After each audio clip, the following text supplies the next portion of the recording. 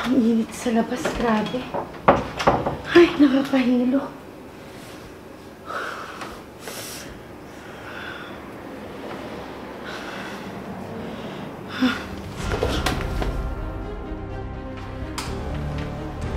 Ma! Nasaan po yung... Ma! Ma! Ma! Ano po nangyari sa inyo, Ma? Mercedes! Mercedes! Kono! Ma!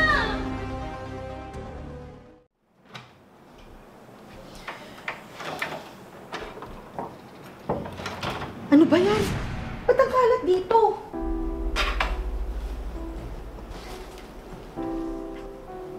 Ano ba yan hanggang dito sa kusina ang kalat? Pati computer, nilagay sa mesa. Tapos dilis pa ang ulam. Mga dalagang tao, di marunong maglinis. Ano ba yan? Ano ba yan? Tanghali na, hindi pa nagsigising.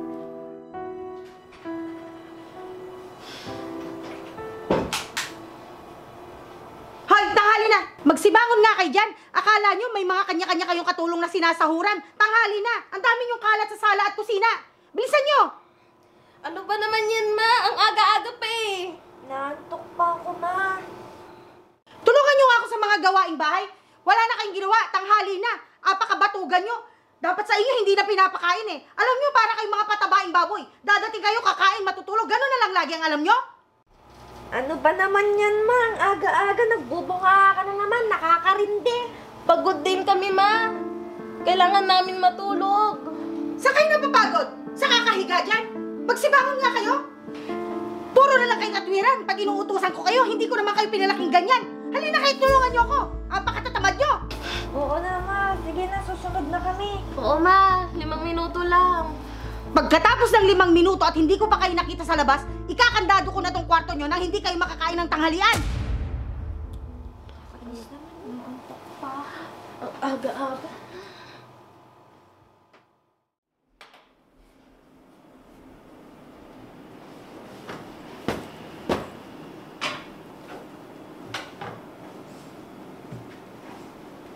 Ma! Oh, saan ka pupunta? Aalis kami ng mga barkada ko. Baka gabihin na ako ng uwi. Pero anak, alam mo naman sana kung anong oras ka uuwi. Huwag kang magpapagabi. Kaya umuwi ka ng maaga, ha? Oo na, Ma. Ano ba yan? Hindi na ako bata. Nag-aalala lang ako.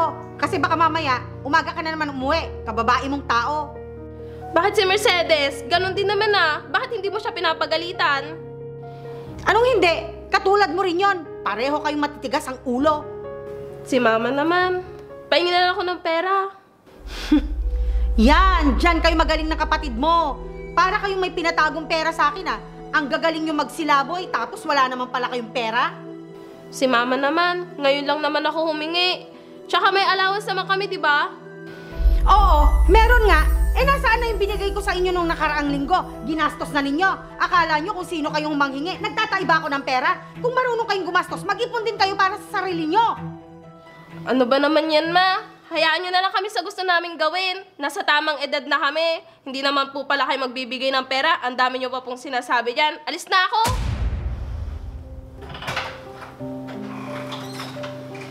Bakit lumaki kayong matigas ang ulo?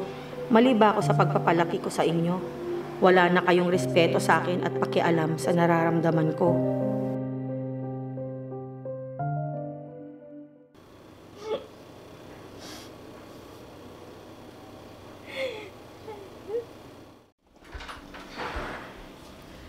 Ano ba yan, Mercedes? Ba't ganito yung kwarto nyo? Ang kalat-kalat. Mas inuna mo pang mag-cellphone kaysa maglinis dito. Ano ba yan? Eh, aayusin ko din yan mamaya, Ma. Hindi na nga kayo tumutulong dito sa mga gawaing bahay, pati yung mga gamit nyo dito, hindi nyo pa alam ayusin. Aayusin ko din yan mamaya, Ma. May ginagawa lang ako. Palagi na lang ganyan yung sinasabi mo. Wala namang nagbabago.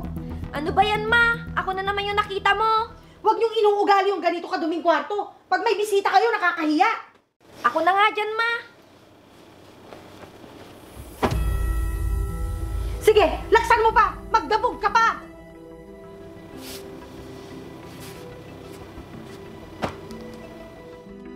Ang hihilig nyong magdabog pag inuutusan ko kayo. Para sa inyo din naman yung sinasabi ko eh. Para sa ikabubuti nyo. Napakaburaranin nyo. Ano ba yan, ma? Hindi na kami bata. Hindi na pala kayo bata eh. Pero bakit ganyan pa rin kayo umasta? Lahat na lang kasi pinapakialaman nyo, ma. Aba, syempre Mercedes, nandito kayo sa poder ko. Nakakarindi ang bunganga nyo, ma. Araw-araw na lang. At talagang sumasagot ka pa ngayon? Eh, kayo nauna eh. Hindi ka naman ganyan dati ah. Ganyan ba yung natututunan mo sa mga kaibigan mo? Oh, bakit pati sila nadamay dito, ma? Hoy Mercedes, wala kang karapatan na sagot-sagutin ako ah. Nakakainis naman yung ganito. Lumabas na nga kayo, ma. Nakakasira kayo ng araw. Alam nyo, malalaman nyo lahat ng sinasabi ko pag nagkapamilya na kayo. Kaya ipasok mo yan sa kukote mo ha.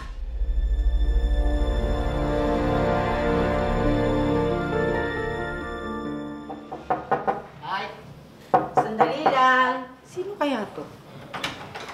O tay, kayo pala. Pasok po kayo. Upo po kayo. Mano po tay? kawang ka ng Diyos. Ba't po pala naparito kayo? May kailangan po ba kayo? Wala naman. Tinatamad kasi ako sa bahay, walang magawa. Kumusta kayo ng mga apo ko? Ayos naman po sila tay. Ayun, parehong matitigas ang ulo. Ay nako, talagang ganyan ang mga kabataan ngayon, mga matitigas ang ulo. Kaya nga po, hayaan na po natin sila tay. Subukan nilang tumira sa bahay, tignan natin kung titigas ang ulo nila. Baka dala lang siguro ng kabataan nila tay. Depende siguro yan sa pagpapalaki ng magulang nila. Masyado ka kasing mabait eh. Kahit anong disiplina naman ang gawin ko tay, hindi naman sila nakikinig sa akin. Dahil nasanay kasi sila, na kinakaya-kaya ka nila. Kaya nga tay, minsan sila pa'y nagagalit sa akin. Ay nako anak, kawawa ka naman. Lahat problema mo. Sana nga lang tay, maisip nila lahat ng hirap ko sa pagpapalaki sa kanila. Hayaan mo, kakausapin ko yung mga apo ko. Sige tay, baka sakaling makinig sila sa'yo. Di ba nila alam na babalik din sa kanila yung ginagawa nila sa magulang nila? Totoo pala yung kasabihan tay na laging sinasabi sa akin ni nanay nung nabubuhay pa siya. Oo anak, pag nagkapamilya ka, malalaman mo lahat. Napakahirap pala maging nanay tay, pero wala akong magagawa. Bawal sumuko. Basta, huwag mong pabayaan yung sarili mo. Opo, salamat po tay.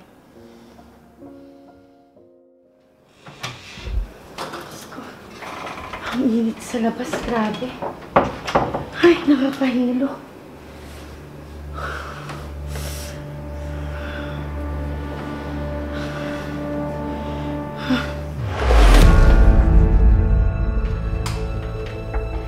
Ma! Nasaan po yung...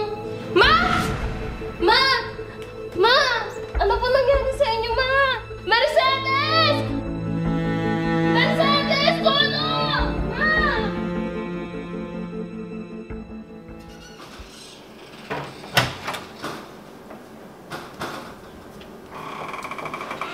Upo ka muna, ma. Dahan-dahan lang po.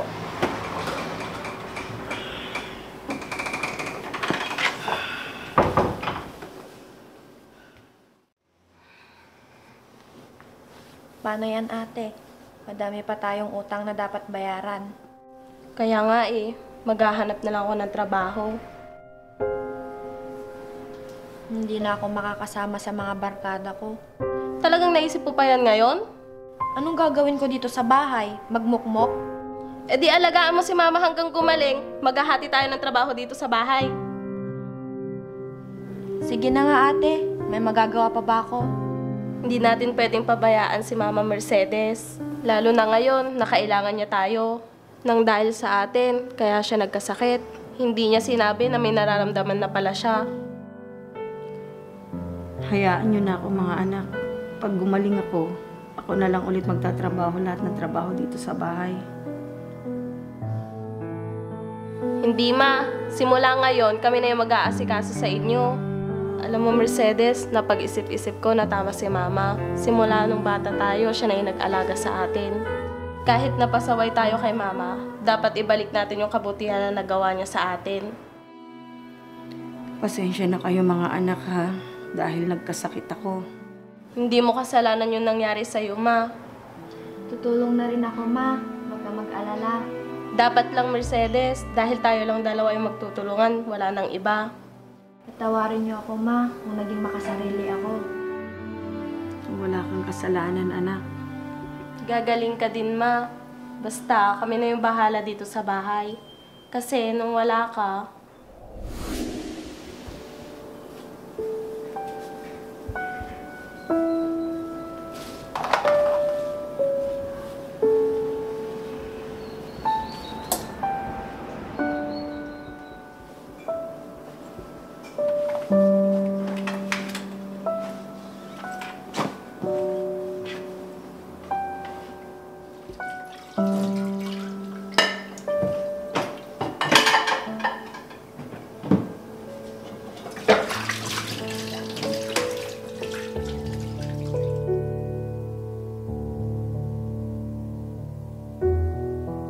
ang hirap pala ng ginagawa ni Mama dito sa bahay.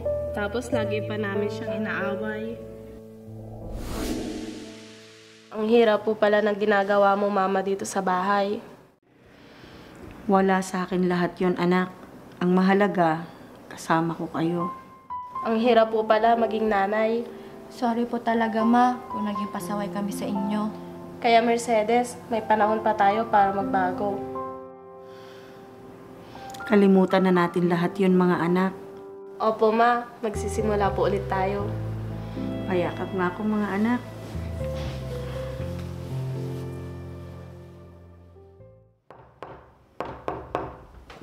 Sandali lang po. Olo, kayo po pala. Ano po? Tawaan ka ng Diyos. Upo muna po kayo, Lo.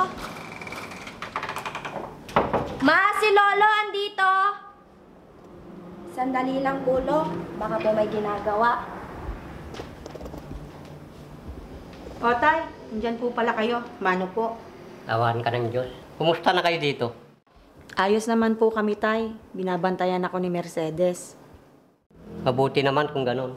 Teka lang po, Lo, ha. Kukuhanan ko lang po kayo ng maiinom. Sige po. Mabuti naman po at dumalaw kayo dito, Tay. Nagulat nga ako nung nabalitan kong nangyari sa'yo. Mabuti na lang nadala ka kaagad sa doktor. Kung hindi, baka napano ka na. Opo, Tay. Mabuti na lang nakita ako agad ni Rose. Nagbago na bang pakikitungo sa'yo ng mga anak mo? Opo, Tay. Malaki na po yung pinagbago nila simula nung magkasakit ako. Sana magbago sila nagtuluyan. Kaya mahirap ang mawalan ng nanay. Lo, eto na po yung inumin nyo. Salamat po. Kaya ikaw, Mercedes, alagaan mo ang nanay mo. Huwag matigas ang ulo. Opo, Lo. Tay, gusto niyo pong kumain na lang muna? Mano po? Mano Tawag din ka po, ng Ma. Oh, saan ka galing po? Galing po ako sa trabaho, Lo. Oh, iha, alagaan yung mabuti itong nanay nyo para gumaling siya kagad. Opo, Lolo. Kami na pong bahala ni Mercedes. Maswerte kayo at may nanay pa kayo. Di gaya yung mga ibang bata dyan, wala nang nanay.